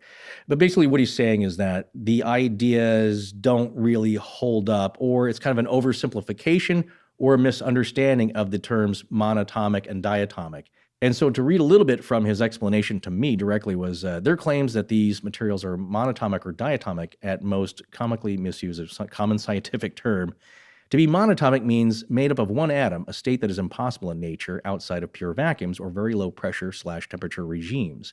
Diatomic means two atoms, and all kinds of things are diatomic, such as oxygen or nitrogen in the air, which are made up of N2 or O2 molecules, so two atoms of each molecule paired together. There's two important areas. One, some of these things can be reproduced in the lab and are not that special. And the other thing is that some of these things are actually very easy, a multi-atom condensating into a single atom state. He says if you ever made a campfire, you've made a polyatomic, but probably in the range of tens to hundreds of atoms wide, pieces of carbon in different shapes. So it's a bit of loose research, not directly tied to this. And here's the more important thing that I asked him: would you take this yourself? And so the answer is you're making nanoparticles, really. And we don't know that much about them. We don't know how they're going to react, because he says, think about it. If you eat food with vitamins and minerals in it, and those are good for you and those are absorbed, what happens when there are other types of minerals and maybe they get clogged, or that's another theory about these nanoparticles, is that it's a new territory. We're not sure what could happen. So it might clog up your liver or get stuck in your kidneys. So my question to you, Scott, and here's the fun part of this: you meet a guy and you're at the Bohemian Grove, and maybe I'm at the snack bar, but you start talking to this guy and he sounds like the Count. My gosh, he's got the wig and everything, whatever. And he says, hey, Scott, get a little philosopher's stone after the campfire. You want to, Well, if he's got a line of white powder, that might be something else. But if he says, mix this up into your sparkling mineral water, and it'll give you another 20 years of life, perfectly preserved as a handsome young man like you are now, would you take it? First of all, I'm still waiting for my invitation from the Bohemian Club. Yeah, me too. Secondly, I'm way past handsome young man. Okay. Thirdly, I would be concerned that it was cocaine. Fourthly, depend on really, if I just met him, I'm kind of thinking not. But it's funny, I go sometimes to these juiceries now. I don't want to mention the company specifically, but one of the things that they sell is this black charcoal drink. And yes. It's supposed to help you feel better. I think I bought some because it's good for after a hangover. Well, yeah, you're now turned yourself into a Brita faucet. Well, filter. yeah, and I got some, but I wanted to look on Wikipedia because I don't just ingest things without looking them up. No. And it said if you've taken any medicine of any kind, watch out because this will just take it right out of your system because of how well it permeates all your... It was an old cure for a lot of stuff because, charcoal... but I take blood pressure medicine and I was like, I guess maybe this isn't a good idea. But I drank it anyway to see what it would do. My hangover felt the same. Anyway, I don't know if I would take it. It would depend on how convincing the guy was. 20 more years of life. Yeah, maybe I would. Now that I have a kid, I would think about We're that. going to approach this conclusionary answer, which is probably not a word, but the idea is that if you could live another 20 years, do you want to live at your present state? All right, so it's time to talk a little bit, and this is going to be brief, so don't get too jazzed, or maybe you'll be happy this is brief. This is going to be my personal theories, some of them anyway. I was interested in the idea, especially when we first crossed into this subject, that the Count might have been essentially a high-level con artist. Sure. One of the first things that occurred to me were the stories of the guy who they made the play and subsequently the movie on for 6 Degrees of Separation. That's right. Which is a great movie. I'm sure it was a fascinating play as well. Fresh Prince of Bel-Air. The Fresh Prince of Bel-Air. And this was about a gentleman whose name escapes me right now, but he had gone to New York and convinced high society that he was the son of Sidney Poitier. Yeah. And had all these connections, and he worked his way into this one family's house and was staying with them, and it turned out that he was really a street hustler and kind of a thief, but he was very intelligent and very eloquent, and he had all this really specific information that it turns out he had gotten in prison. Oh, wow. And he really ran amok in New York, and if you haven't seen that story, the movie is very interesting, or you can look him up on Wikipedia. It's fascinating. And then, of course, I also think about Frank Abagnale, the Catch Me If You Can guy, who was the counterfeiter who convinced people he was a doctor and he was a pilot and kind of fled all over the world and is now a security consultant for check-making companies. Well... Go to the prevent source. fraud, yes. That's and the fox. By the way, the gentleman, the 6 Degrees man, his name was David Hampton, the con man in that story. Right. Yes. There was another one that I knew about in the back of my mind, but you brought up, you had to refresh my memory on this. It had something to do with Stanley Kubrick. Yeah, well, there's a 2005 movie by Brian Cook called Color Me Kubrick, a true-ish story about a guy who was a con man. So right, Malkovich is in that, isn't he? Yes, he is. He plays the guy, and the guy was Alan Conway. I don't know a whole lot about, well, what a good name, Con Man Conway. This guy impersonated Stanley Kubrick in the 90s, and Stanley Kubrick was such a hermetic person, not a lot of people knew what he looked like. And here's a guy who comes on who just, that's why they call it a confidence guy. This guy's got a lot of confidence. Right. You're willing to go along with it. It's like the guy in the 6 Degrees of Separation. He's telling you that he is this guy out of the goodness of your heart. It's like, well, we should help him out. Sidney Poitier's son shouldn't be bumming food off of people in the street. We need to bring him in. So he's playing on people's sympathies and their ignorance. Yeah. But this guy, what he was doing, though, was, of course, he was getting free meals and booze and sex and all kinds of stuff running this con and some money. And it's like, well, geez, Stanley Kubrick's, he's a little short. Maybe we should give him a few $1,000s here. Yeah. But here's the point of the con man is that he's getting something out of it monetarily, mostly. Sometimes it's attention. Sometimes it's fame. Sometimes it's ego to see if they can get away with it. But that's another part of the story of the great con. It's interesting stuff. But the thing is with all of those guys, they were playing at it. They weren't experts in anything that they were talking about. Right. Beyond background information, I think with David Hampton, he was really, really good at compiling information and making it seem like he was a part of a world that he wasn't actually. The Count had legitimate talents. He was published. He was touring and playing music. He had his music published. He was painting, although we have to say that no one has been able to find any of his paintings. No, but again, from the accounts of the time, from the same people that were basing all this on, that he was a known painter. And that's where are those paintings, though?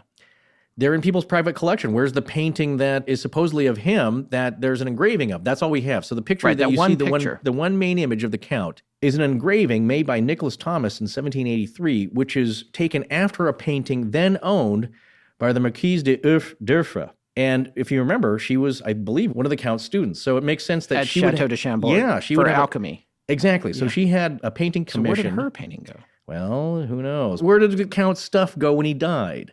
It's like the where are all socks these- that disappear. There's a giant couch somewhere. a and mystical everything is dryer. behind the couch. That yeah, things or are, in the dryer. Well, I think in this point, who knows where these things are? And if you are a believer of secret societies, it's probably in some very, very cool library lounge of some mystical people. Where it's like, can you imagine this guy like, would you like a brand new skull? Take a look at this. It's the original Count's painting. Right. It's like, how do you get it? It's like the Hard Rock Cafe, right? Well, Except it's you know, all much stuff classier. you can't get to. Yeah, it's not just a guitar Jimi song by Hendrix's Bon Jovi. Yeah.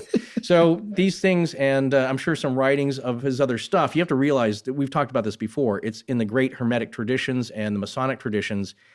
The knowledge is not for the profane masses, as they are called, because you are not able to handle it. And that's why the book's out. You're not going to understand it. Go ahead and try and decipher these symbols. Unless you have the training, you're not going to get it. I agree with you completely. The only other couple of things, and I've already mentioned this, which is one thing I sort of called it the Dread Pirate Roberts theory, which also that's brought up a lot, the actually. Phantom theory, too, which was a comic strip about a character who, before he dies, he passes on. Or also, isn't this the case with Zorro as well? Zorro. Yeah, you take up the mask. You get I old, think, you give it to somebody else, that sort of thing. But there's really nothing to support that. It's just a theory on my part, and I don't have anything to back it up. It's just interesting. It's fun. It would make a fun movie, but who knows? Somebody taking the mantle. Again, somebody taking it up. It's the Santa Claus. In the course of the research that the ARC had done on the Dread Pirate Roberts, there's a little bit of a mind blow that a little kid came up with, apparently, that's on the internet, about the end of The Princess Bride. Oh, dear. When Peter Falk says, "As you wish," and that is that Peter Falk is the current Dread Pirate Roberts and is about to pass the mantle to Fred Savage, the little boy in the bed. How's that for a mind blow? Anyway, moving on. And then the last thing that occurred to me was that he himself was some kind of really elite secret society that's made up of one guy who's passing knowledge on, which is kind of similar to the Dread Pirate Roberts thing, who's passing knowledge on and perpetuating this idea that he's the same person the whole time, which would require recruiting people that look like you and teaching them all your skills and trying to get them to learn other skills, which would still be hard because if they were living a normal lifetime, it's a lot of things to learn in a normal lifespan. And plus, sudden death would derail your plans completely and it would be hard to continue. That's my woo-woo like a choo-choo theory, but I just wanted to put that out there. Well, it sounds a little like the Council of Nine, I think. I hope I get that number right. I think it's an odd number. But what the idea is that there are 9 ancient members, you can kind of call them Illuminati-like, that keep the knowledge of humanity sacred and safe. If one member dies, they are replaced, but there's only going to be 9 throughout all of history. And these are normal people. They're not immortal. So they die off, and then you have to indoctrinate a new member. So again, the world is not short of any of these kind of legend where knowledge is passed and even personalities and all that. Now, as far as I would say with the Count, single individuals saw him throughout their lifetime. Like Dadamar, that's the main lady we go to for having documented this because she was a great writer. Wrote down a lot of stuff, kept journals. And then you have to ask yourself, well, he was 50 for 120 years at least, and one person saw him. So then that puts me in a mind that it's the same person. It's not people becoming imposters of him and taking the mantle and he's trained them and all that. Yeah. So following this line of logic, people saw him throughout their lifetimes as the same person at the same age. But it makes you wonder, is he still alive today? Which brings us to the last part of part 3 of the Count of Saint Germain. Is he still alive today? And now we come back to Kevin Pollock, a man famous for his comedy and acting, starring in more than a few blockbuster movies, including as Hockney in The Usual Suspects, and frontman for The Mob, Philip Green in Casino, as well as one of my favorites and an alternate title for Astonishing Legends, Grumpier Old Men. Comedy Central listed him as one of the 100 greatest comedians of all time. And why are we talking about him? Because he is the spitting image of the Count of Saint Germain. And the coincidences don't end with just his appearance. I want to start with an email that one of our listeners sent us just a few days ago. Gina de la Vecchia wrote in and said, back in May 1995, I was traveling in Europe by myself for the first time. By some weird stroke of luck or a travel mix-up, I ended up staying for 2 nights at the Hotel Excelsior on the island of Lido, just outside of Venice, Italy. Guess who was also staying there and I briefly met? Kevin Pollock. Another noteworthy coincidence, there was some big international conference of government leaders going on there at the same time. Lots of diplomats, rumored former presidents and prime ministers, all meeting there. I thought you might want to know about the Kevin Pollock Venice International World Leadership Conference connection. Maybe he is the Count. I didn't talk to him long enough to notice any gemstones, elixirs, or musical talents, though. That was in 1995. Let's also not forget that Travis Dow of the History of Alchemy podcast actually said, unsolicited from us, because he recorded his segment for us and then just sent it in without any direction, that he thought the Count may have been a comedian. Listen. And most of all, I think this just shows he's a very charismatic storyteller, but a sort of entertainer with kind of courtly ambitions. He liked to be near power. Today, he might be a stand-up comic, but a lot of truth was mixed in with these legends. But there's more. As we said, he looks just like him. If you're on Twitter or Facebook, you can see a picture that we shared on social media that makes a comparison between the etching Forrest was just mentioning and a recent picture of Mr. Pollock. No Photoshop, just a side-by-side comparison of the Count's portrait and Kevin Pollock. My question is, has he been taunting us with his creative work for decades? Look at the usual suspects. Kaiser Soze is this mysterious man of many talents who began his career as a small-time drug dealer in Turkey. Also of Hungarian origin. And Turkey is also the country that Vlad Dracul III furiously defended his domain from the Ottoman Turks. Was Pollock's appearance in that film a message? Was he flaunting his true identity? You might say, well, The Usual Suspects was 1995. It's a coincidence. Cut to 2010. Pollock created, produced, and directed a series that ran on Amazon called Vamped Out. 6 episodes were made, and the show was in fact about a real vampire trying unsuccessfully to get a job in Hollywood. Is this an allegory for his never-ending life? We reached out to his people to see if he wanted to issue any kind of statement as a rebuttal to these accusations, or even just the simple idea that he is the Count of Saint Germain. And believe it or not, he agreed to come on our show. And now, an Astonishing Legends worldwide exclusive interview with Kevin Pollock on whether or not he is in fact the Count of Saint Germain. All right, so first things first, are you the Count of Saint Germain? Yes. You are. That's what I thought. Can you speak multiple languages? I can. And, a lot of people went in this situation. I think something like this happened to Nick Cage a while back. They either don't respond or they deny it. Right. And those are 2 solid options that I had. And at some point, it just became pointless to deny it or not respond. So here we are. Does it come up a lot for you, or are you getting hassled about it, or is it something that's just an every now and then kind of thing? This is the first time it's come up, which is why I was faced with this dilemma of coming clean or not. Yeah, and I quite frankly never thought it would come up. I mean, you've clearly got some free time on your hands. Well, that and a lot of listeners with a lot of free time who love to speculate on this kind of thing. Yeah, I mean, it's a little random for me to be in the public eye as much as I have. I've done a few movies. I don't know the exact number, 78, but I will say that 6 of them are very good. But no, I feel like this should have happened sooner. Right. And a part of me is relieved. Yeah, so you were tired of hiding the secret. Well, I was tired of waiting.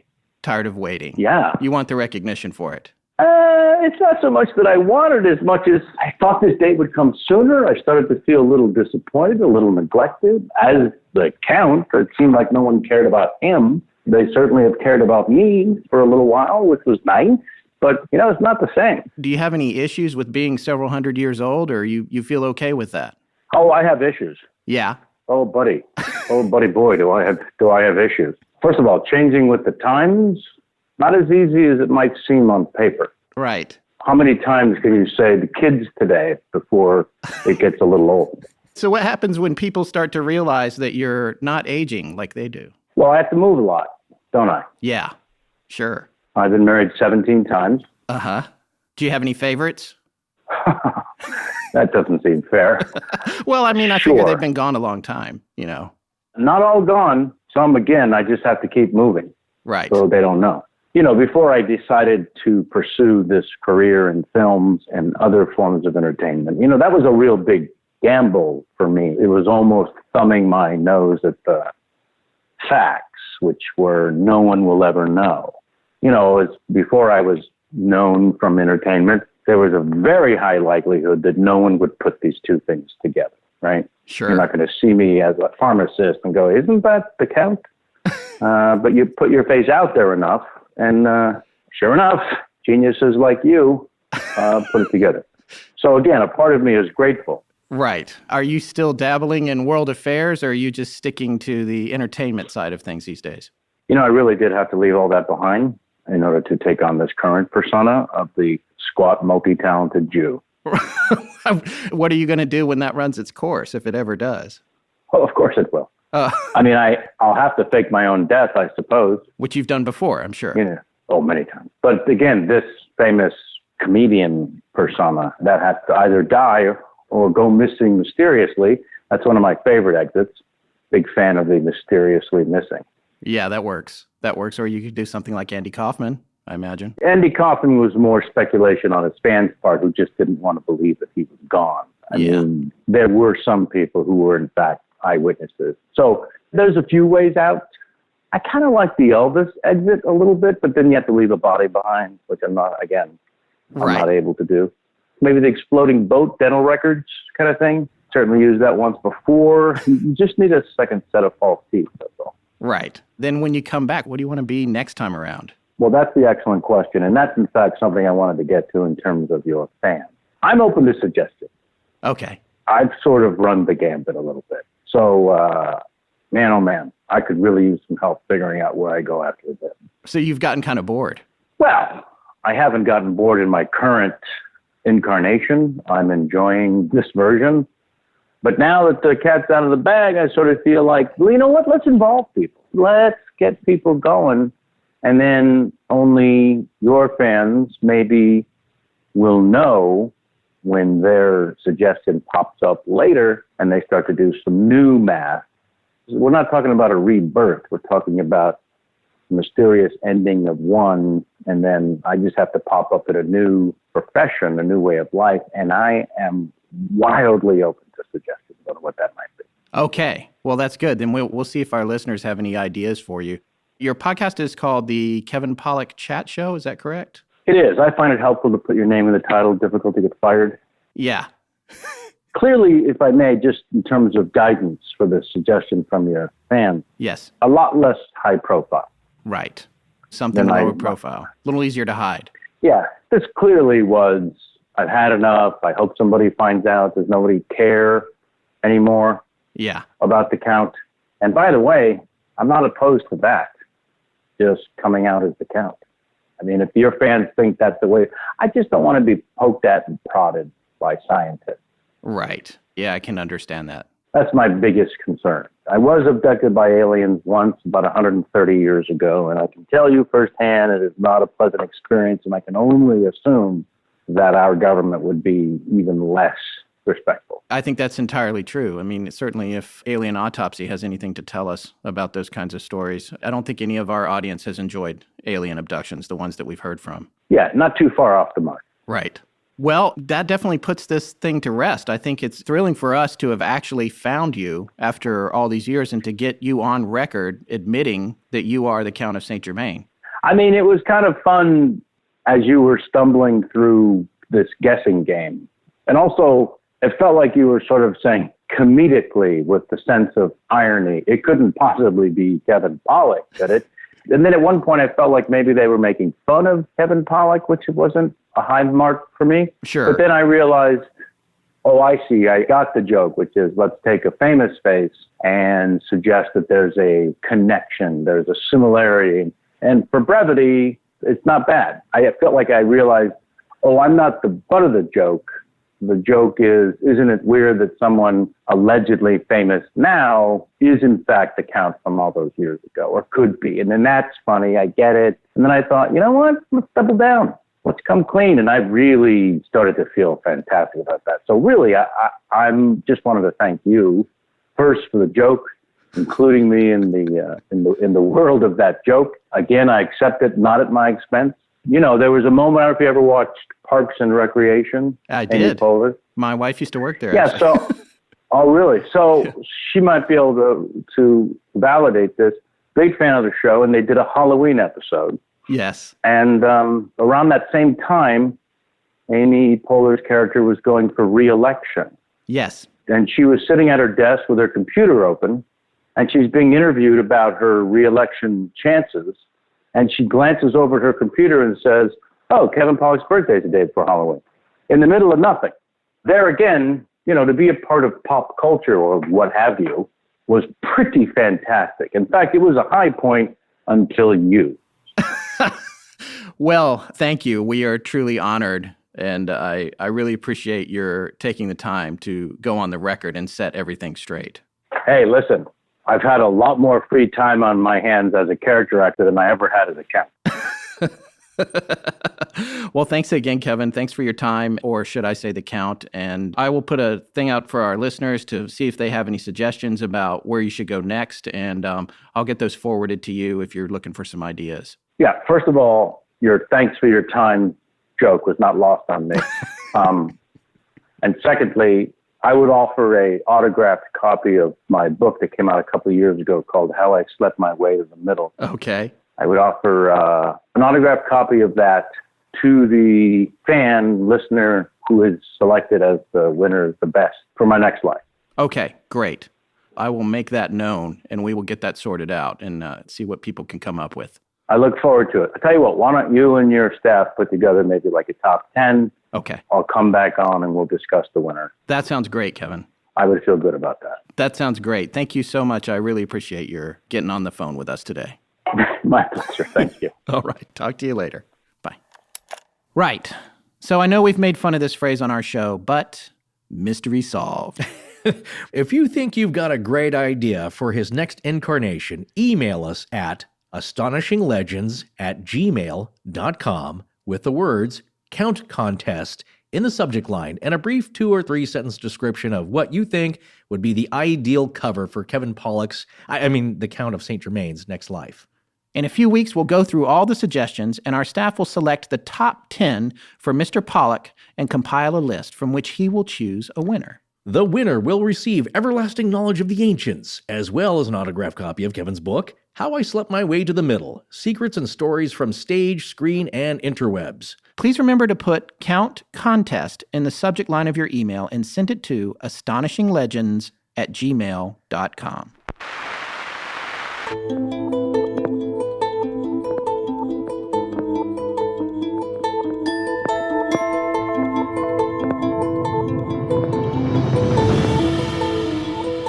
Well, that's going to wrap it up for our series on the Count of Saint Germain. We're dark next week for research, but we'll be back on February 10th with a show on one of the most written about UFO cases in the northeastern United States. We'd like to thank Harrys.com, The Great Courses Plus, and Blue Apron for sponsoring the show, and also remind you that you can help Critical Mass, the Young Adult Cancer Alliance, by texting the word CRITICAL to the number 82623. Thank you.